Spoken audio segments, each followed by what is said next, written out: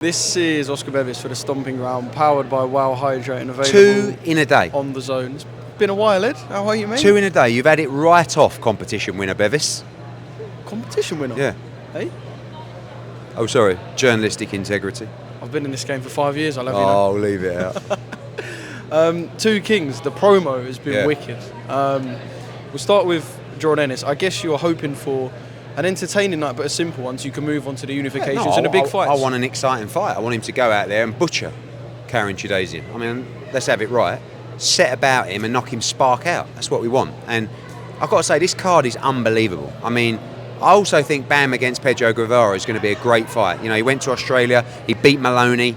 He's a good fighter. And then Ray Ford against Gonzalez, you saw fireworks there. Tito Mercado against Sriracha is going to be a war. Khalil Coe against Gallegos, Amo Williams, Zaquin Moses. It's a fantastic night of boxing. This is the future of American boxing on Saturday night. And obviously headlined by what has been, as you said, a great promotion with the two kings. Yeah, just on Jordan Ennis, what would be your preference for what's next? I know there's unifications, and I guess he was a bit, I don't want to say hard done by, but when he kind of came to light as a big face at 147, a couple of the bigger guys went up to 154. So there's fights kind of everywhere. But what is your preference? Listen, my preference is what is important to Jordan Ennis. And when this mandatory was called, we had to make a decision. And I said to Jordan, what do you want? And he said, I want to win the championships at 147. So we stay there. We take care of the mandatory. And then we chase down the champions in 2025. Barrios, Stanionis, Brian Norman, any of those fights. If we have to move to 54 in the meantime to have a little monster fight, no problem also. But you know, the priority for him is to pick up the other belts at 147. I guess it might be because he don't want to seem like he's begging for the fight as such, but there seems to be a reluctance from both Boots and Bosey to mention Terence Crawford too much. I've put the question to them both, and they're a bit like... But they know that Crawford's not going to fight him. The only way Crawford's going to fight Boots is if he gets paid a shitload of money.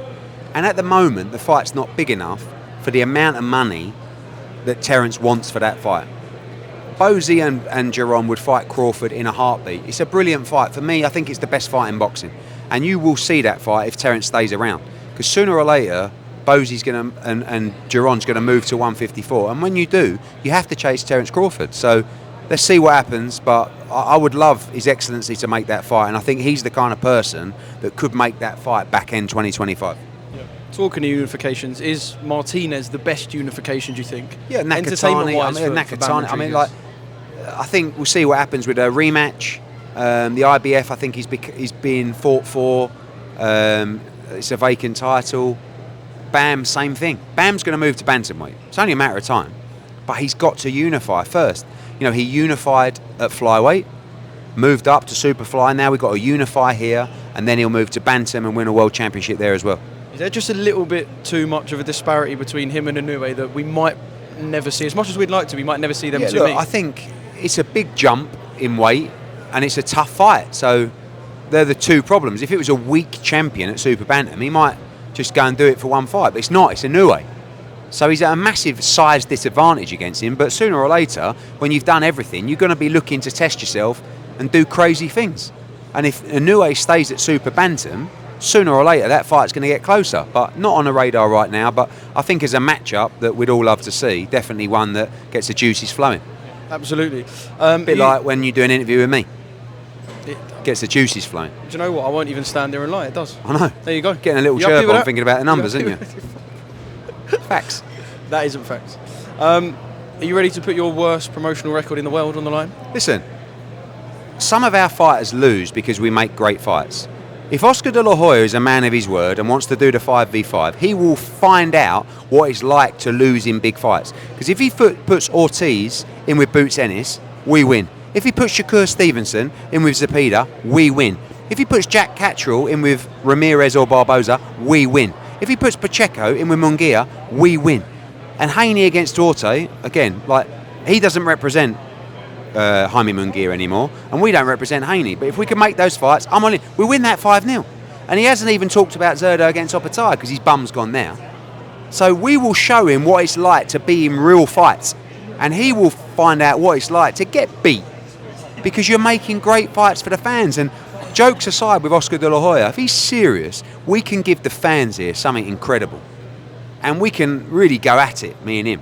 And this is what boxing needs. Ain't that the sick fight, you and him? Listen, if Turkey Al Sheikh wants to get his checkbook out, I will fucking stick the gloves on, mate. There's no doubt about it. But the numbers got to be right.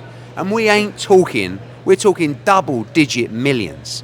I've got a massive size advantage. 10 million and you fight Oscar De La Hoya? Keep going, Oscar. Don't mug You me said off. double digit? Oscar, don't You mug said me off with double-digit. 10 mil. What do you think I am? You said Two bob? double-digit. Listen, let me tell you something Define now. double-digit. I've got a massive size advantage Ego. over Oscar De La Hoya. Yeah. Ego as well.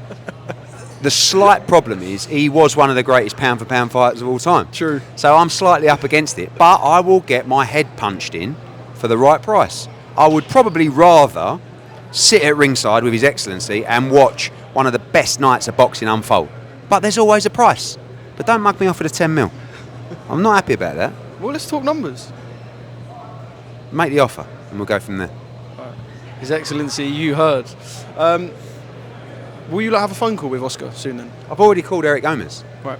after that and I said, listen, I just want you to know I'm bang up for this. And he said, so are we. So let them do their event next week. Let's see if His Excellency fancies it. If not, we can do it on DAZN in America. That card. Be unbelievable. So fingers crossed. Do you expect the same energy the next time you two meet in person? We always get on. Listen, he can't But stop. there's been a couple Listen, clapback Thursdays since you two last. Oscar is a secret, hardcore Eddie Hearn fan.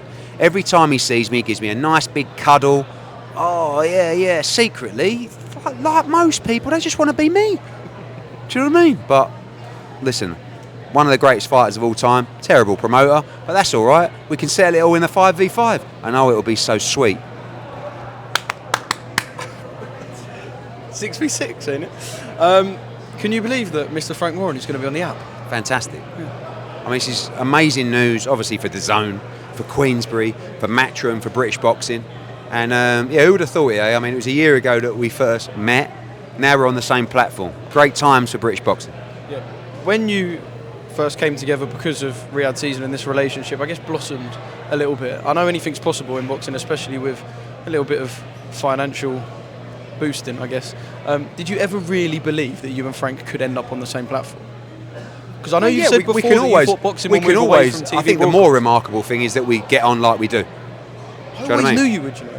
Because people have said to me, what's Eddie like and what's Frank like? I always said if you met, I knew you'd get on. Yeah. Oh, did you? Oh, you're so smart, Oscar. Because I think you're going to turn out like Frank.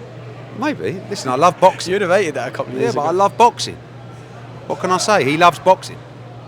You know, we love our business. We love our fighters. We love our lives. We love the fight. So I guess there's similarities. So great news for fight fans and looking forward to welcoming them to DAZN. Outside of Riyadh Season co-promotional shows as well? Yeah, I just said someone said, will there be co-promotional shows? And I said, yeah, of course. Like, last Saturday, Liam Davis against Shabazz Massoud was really Queensberry in association with Matchroom. Sometimes their talent will be on our cards and vice versa. So I think we're going to do more and more together.